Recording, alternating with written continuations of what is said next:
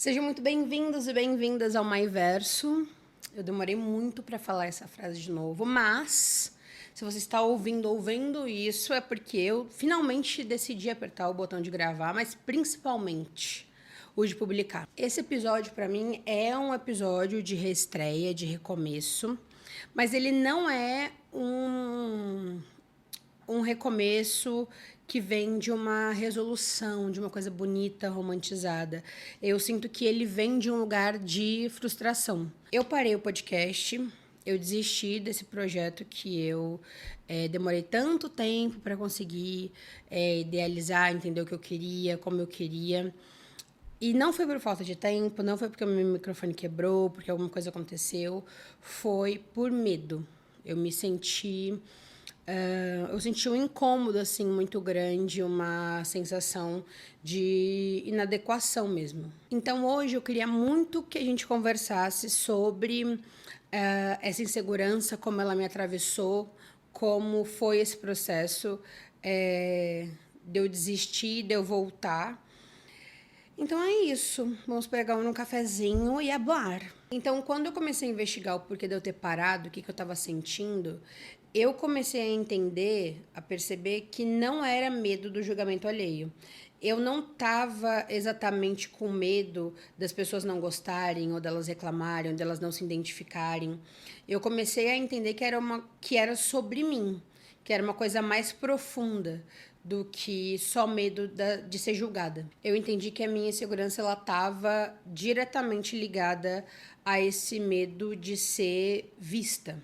O que parece contraditório falando assim, porque se a gente está falando de medo de ser vista, é ser vista por outras pessoas. Consequentemente, o medo vem do julgamento das outras pessoas. Mas eu comecei a entender que, na verdade, o meu medo era de ser vista por mim mesma. Porque ninguém vai me julgar mais do que eu mesma. Sim. Então, a coisa ficou um pouco mais complexa do que eu imaginava. Porque isso não começou ontem, né? Isso começa muito cedo, começa na infância, eu acho. Porque eu, como mulher, como mulher negra também, eu nunca fui incentivada a ter sucesso por quem eu sou. Eu nunca fui incentivada. Isso aqui não é um jogo de culpa de quem me criou, de quem falou. Eu acho que isso é maior do que a minha família. Mas, falando do meu recorte, eu nunca fui incentivada a ter sucesso por quem eu sou, como eu queria ser. Existe essa mensagem da gente se adequar às coisas para que a gente consiga ser aceita, né? Para que esse momento que você vai ser vista, você esteja adequada. Eu acho que existem várias facetas de como a gente vai várias caixinhas de como a gente vai se adequando, o peso que a gente tem que ter, o corte de cabelo, a gente alisa, a gente não alisa, a gente emagrece, a gente prende o cabelo, a gente fala mais baixo. Então, existem várias gavetinhas de adequação que vão fazendo a gente entender que autenticidade não é pra gente, autenticidade é para homens. Então, para mim, eu comecei a entender muito, principalmente no contexto da minha família, como os homens sempre foram incentivados a serem e fazerem o que eles achassem melhor e terem sucesso pelo sumo da própria cabeça. Incentivo que eu nunca tive. E eu não acho que isso é uma invenção da minha família ou uma grande vilanice contra mim, mas me afetou a ponto de eu não ser segura sobre o que eu quero fazer. Então, eu comecei a entender que esse medo do outro, ele vem de um lugar que não é tão simples quanto, sei lá, trabalhar a minha autoestima para que isso não me afete, né? Porque esse julgamento, antes do outro vir, ele já tá em mim, eu já tô me julgando, eu já tô olhando. E ao longo desse caminho de pausa do podcast, eu procurei muito olhar para mim e olhar para mulheres como eu, principalmente mulheres como eu, parecidas comigo, que são expostas, que trabalham com a imagem, que estão nesse lugar. Eu acho que é muito natural que a gente acesse escritoras, atrizes, pessoas que falam sobre isso, porque essa é uma coisa comum para todas nós, né? E tem uma coisa que a Grada Quilomba fala, que o machismo e o racismo, eles colocam esse trauma da inadequação pra gente. Que tem uma exigência em você se moldar, em você se adequar. Então, tudo que acaba crescendo num estado natural é um erro, é um problema. Eu acho que essa ideia ou essa regra, como diz a minha psicóloga, que eu criei de que eu precisava estar de determinada forma, eu precisava ser de determinado jeito, eu precisava dessa caixinha para ser vista, né? E é uma coisa muito cruel, porque ao mesmo tempo que existem regras a serem seguidas, elas são quase que infinitas, porque isso inclui o meu julgamento e o de vocês. E eu nunca vou me adequar nem aos meus, imagine os de vocês, né? E aí eu acho que foi aí que começou o meu entendimento e a minha mudança de entender o que era preciso para eu fazer o que eu queria e não estava associada à adequação. Porque esse lugar de estar pronta, da gente estar adequada, da gente. Esse lugar que a gente chega para. Que a gente vai estar pronta, ele não existe. Se eu fosse tentar definir aqui o que eu acho que era o ideal, são milhares de coisas. E ainda assim, e até se eu fizesse uma lista do que eu acho que é relevante, do que eu deveria fazer, ainda assim ele não acaba. É um labirinto que eu mesmo crio, sabe? Então, nesse momento, a gente começa a atravessar esse lugar de o que vale mais, o que eu quero fazer ou como eu quero parecer, mas principalmente o que eu quero parecer para mim. Que imagem que eu quero passar. Porque antes de eu querer que as pessoas gostem de mim, que elas troquem ideia, que vocês comentem, que vocês comprem a ideia do podcast de trocar ideia comigo, eu tenho que me convencer de que eu posso fazer isso, de que pode não ser perfeito no começo, de que eu posso fazer sem cenário, no meio da sala da minha casa, sabe? Então, esse processo, eu acredito que ao mesmo tempo que ele é libertador, ele é muito doloroso, porque não é confortável, né? E é uma coisa, é um sentimento agridoce, porque ao mesmo tempo que eu quero estar aqui sentada trocando ideia com vocês, eu também me sinto desconfortável, porque eu não estou numa mesa de bar com os meus amigos falando qualquer coisa, né?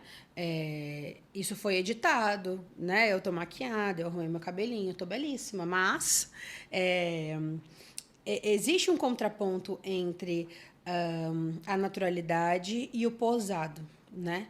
E aí eu acho que uma verdade dura, assim, que eu tive que encarar, e eu acho que, nesse caso, a minha terapeuta Brenda, beijos, Brenda, foi difícil de entender que não cabe a perfeição dentro da minha própria cabeça. Então, entender que o que eu quero fazer, e isso eu tô falando no podcast, a gente tá trocando ideia, mas é sobre qualquer coisa, porque isso não permeia só o podcast ou qualquer coisa que eu queira falar na internet, isso permeia a minha vida inteira. Então, entender que as coisas que eu quero fazer, por mais que elas tenham um objetivo, talvez um roteiro, uma ideia, elas não estão diretamente ligadas à perfeição. E lidar com isso é uma insanidade. Pensar que eu vou fazer uma coisa, eu tenho um padrão de qualidade do que eu quero fazer, como eu quero fazer, mas não é sobre perfeição. E aí, como a gente separa, né? As diretrizes do que a gente pensa que é o ideal, mas que não necessariamente é perfeito. Eu ainda não cheguei lá, tá? Mas eu tô aqui. Alguma coisa eu tô conseguindo fazer. Aí, dentro desse lugar de entender que a gente, principalmente quando a gente está falando de criatividade, eu entendo que eu posso construir alguma coisa, me dedicar a alguma coisa sem o viés da perfeição, um conceito muito difícil de aprimorar, porque eu quero que seja perfeito, eu quero que tenha um padrão que eu nem sei qual é. E eu li uma coisa da Conceição Evaristo que ela fala sobre escrevivência, né? Que é sobre você escrever sobre o que você vive. E aí ela fala sobre isso, de que ninguém dá voz para ninguém, que as vozes são ecoadas, assim. Então, essa ideia de perfeito fica meio inadequada, porque eu vou falar o que eu penso para vocês, como é o meu processo, o que eu estou pensando, e não existe perfeição em nada do que eu faço, do que eu penso, do que eu vivo, nada. E eu tenho certeza que não existe na vida de vocês também. Que às vezes a gente consegue chegar muito perto do que a gente imaginou, da nossa expectativa, mas nem sempre é o melhor, né? Então, eu sinto que acaba ficando nessa dicotomia de que a gente quer uma perfeição e a gente quer se adequar a esse lugar, que muitas vezes, quando a gente chega nesse lugar que a gente deveria estar, a gente se sente inadequada dentro desse lugar que a gente mesmo criou, dentro da própria cabeça. Então, como que a gente pode ser inadequada dentro de um lugar que a gente mesmo criou pra gente? Aí eu começo a pensar o quão pouco a gente sabe sobre si, né? Porque se a gente for aplicar isso que a Conceição fala, sobre a gente escrever sobre as nossas vivências, sobre a gente olhar para a nossa vida dentro do que a gente vive, a gente tem que se conhecer um pouquinho, né? E eu acho que essa busca pela perfeição, por se adequar, ao mesmo tempo que a gente está se empenhando para se colocar num lugar, a gente acaba se afastando da gente mesma. Porque aí não é sobre quem eu sou, não é sobre como eu quero ser. É sobre como eu quero ser para ser vista. Isso é loucura, pô. Então eu queria muito falar sobre esse assunto no episódio de reestreia, porque é uma coisa difícil de lidar e eu acredito que eu não seja a única lidando com isso, né? No meu caso, graças a Deus, eu tenho minha terapia, meus amigos, minha esposa. Tô procurando ter paciência comigo mesma, porque eu acho que também se desvencilhar dessa ideia é um pouco frustrante, porque não é uma coisa que você aperta um botão e você começa a fazer as coisas com muito desprendimento, como uma criança de 3 anos. Uma coisa que tem sido muito difícil para mim nesse processo é encarar essa realidade de que o meu medo não é que eu seja desaprovada pelas pessoas, mas é que é essa sensação constante de que eu preciso me convencer de que eu sou boa o suficiente. Que eu posso colocar as minhas ideias no mundo, que eu posso ser vista e que elas não precisam ser perfeitas. Então, é muito difícil porque eu passei quase toda a minha vida me convencendo do contrário. Para mim, parece até antinatural, porque quando a gente lida com o outro, é uma outra cabeça, é um outro conceito, né? Porque nesse processo ninguém nunca me falou que não gostou, ou que era ruim, ou que não. Eu desisti sem receber nenhuma crítica externa. Para mim ficou muito claro o quão poderoso o meu próprio julgamento e as minhas próprias diretrizes são, a ponto de me fazer desistir das coisas que eu acredito. Que a gente foca muito nesse conceito de o que as pessoas vão pensar. Mas você já parou para pensar no que você está pensando a seu respeito? O quanto você está sendo cruel com você mesma? Porque o medo do que as pessoas vão pensar também é real dentro de mim. Ele não é uma coisa secundária, faz parte da equação. Mas o medo que eu sinto de mim, do quanto eu vou ser cruel comigo mesma, eu sinto que é o que mais me afeta. Porque eu vi uma frase tão maravilhosa da Maya Angelou que ela fala assim, vou até ler. Ela fala assim, pisar em um caminho novo é difícil, mas não mais difícil do que permanecer em uma situação que não te nutre mais. E eu sinto que ficar calada era uma coisa que não estava me nutrindo, assim, que estava me sufocando. Que por mais que existisse esse conforto em não ser vista, em não fazer, em não ter essa ansiedade do julgamento alheio e do meu, esse desconforto não era maior de não estar fazendo o que eu queria fazer. Até porque as pessoas, elas entram nessa equação, né? Eu não faço podcast só para mim, né? Eu faço para vocês, para que a gente troque ideia. Mas quando eu chego nesse estado de autojulgamento, eu nem me dou a oportunidade de ser vista, de trocar ideia com vocês, entende? E eu acredito muito que a parte da insegurança que envolve terceiros, ela está muito associada a valor. Porque eu cresci acreditando que eu não era boa o suficiente, que eu não podia me permitir ser vista nesse lugar de não estar pronta. Numa associação direta, se alguém me desaprova, eu não tenho valor, né? Que está num lugar diferente do lugar onde eu me julgo, né? Então, na minha cabeça, quando uma pessoa fala algo negativo sobre o podcast, sobre mim, sobre a minha aparência, isso automaticamente diminui o meu valor, diminuiria quem eu sou, né? O que é uma loucura se a gente for parar para pensar, né? Quando eu cheguei nessa parte do julgamento sobre terceiros, eu estava assistindo o documentário da Preta Gil, que eu amo de paixão. E eu comecei a perceber, entender na dinâmica da vida dela, das escolhas dela, como essa ideia de que o nosso valor ele diminui ou aumenta com a admiração, as críticas das pessoas, é uma coisa completamente deturpada, porque tanto as críticas quanto os elogios não mudam a pessoa como essência. Né? E é tão comum como a gente vê, às vezes, pessoas que são vistas como maravilhosas, são muito simpáticas, são muito agradáveis e tudo mais, mas nos bastidores a gente tem outra visão do que elas são, ou o contrário, né?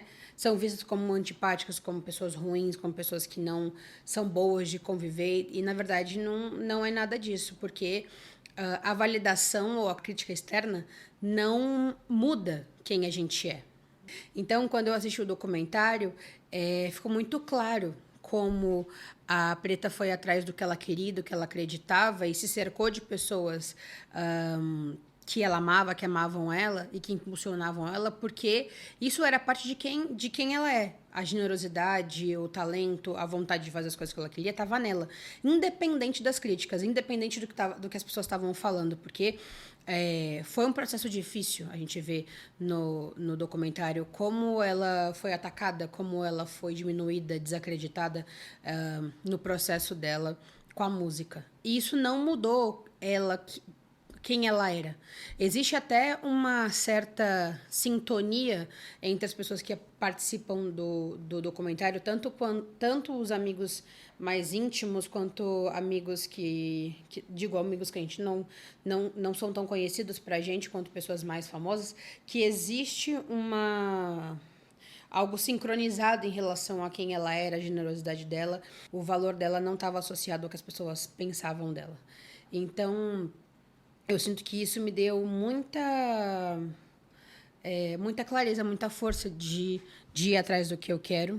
A Preta era uma pessoa que eu admirava muito, que eu admiro muito o processo dela, a vontade dela de ir atrás do que ela queria, do que ela acreditava. E eu sinto que ela só conseguiu chegar no lugar que ela conseguiu e que ela queria porque ela se permitiu ser vista, que ela se permitiu ser criticada, que ela se permitiu ser exposta. E eu acho que ser vista num lugar onde eu não me sinto pronta também me traz esse senso de realidade, porque a gente está trocando essa ideia num contexto quase que na imaginação, né? E eu acho que estar aqui gravando me traz um pouco dessa realidade, de que nada vai acontecer, de que pode ser que passe um gato no fundo, que vocês escutem um barulho da rua, sabe? Que meu cabelo não esteja da maneira correta, mas são coisas que não são importantes, sabe? E eu sinto que furar essa bolha dessa idealização até do que eu consigo amadurecer e entender dentro da terapia, dentro da minha vida, eu acho que é importante, porque muitas vezes a racionalidade, entender o problema ou entender de onde o problema vem, não necessariamente faz a gente se movimentar. A única coisa que faz a gente se movimentar é a gente se movimentar. Que bacana. Então, para mim, esse movimento vem de um amor próprio, de um lugar de me impulsionar, de ser essa pessoa que acredita no que eu tô fazendo e não permitir que o meu valor seja mutável, né? Que ele aumenta com aplauso e que ele diminui com crítica, né? Então, eu acho que experienciar isso na vida real deixa mais palpável essa realidade, sabe? Então, eu queria finalizar esse episódio convidando vocês a olhar para o que vocês estão deixando de lado por medo, por vergonha, por acharem que não é o momento certo, que não é a hora certa. Para vocês olharem para isso, para vocês encararem isso, para vocês colocarem isso no mundo. Porque até as coisas que não são pra gente, a gente só vai saber se a gente der a cara a tapa, sabe? Então, eu acho que é um ato de generosidade com a gente mesmo, olhar para as coisas que a gente quer fazer, para os projetos que a gente quer colocar, que a gente quer tirar do papel e encarar. Que nem todo mundo vai gostar, que nem todo mundo vai amar, mas que não é sobre isso, né? Que eu acho que a clareza da nossa vida, principalmente do caminho que a gente quer trilhar, vem da gente, vem do que a gente quer. E bancar isso mesmo. Porque só a gente vai colher o bônus e o ônus de ser quem a gente é e fazer o que a gente quer fazer. Convido vocês a sair um pouco desse estado de quando eu estiver pronta eu vou fazer e olhar para um caminho mais de possibilidades, de o que eu posso fazer com o que eu tenho agora, e pensar em você, no que você quer fazer.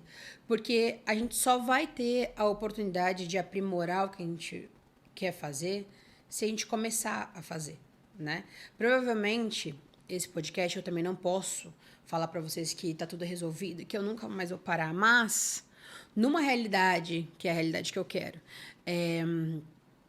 esse projeto vai continuar e eu vou postar cada vez mais episódios, eu só vou ter a oportunidade de aprimorar, mudar as coisas conforme eu for fazendo, né? Então, eu acho que a gente tem que se dar a oportunidade de fazer, de existir e principalmente de errar, né? De não tá adequado ou perfeito. Porque, na verdade, não tá mesmo, nunca tá. Então é isso. Esse foi o episódio de reestreia do Mãe Verso. Eu não sei ainda como é que isso vai ser, que estruturas vão ter, que conteúdos vão aparecer, mas ele existe, está vivo, né? Ainda ele tá sobre alguns aparelhos, mas ele já tá se recuperando. Então, eu espero e planejo ver vocês numa próxima. E sejam mais gentis com vocês mesmos, tá bom? Se cuidem e até o próximo episódio.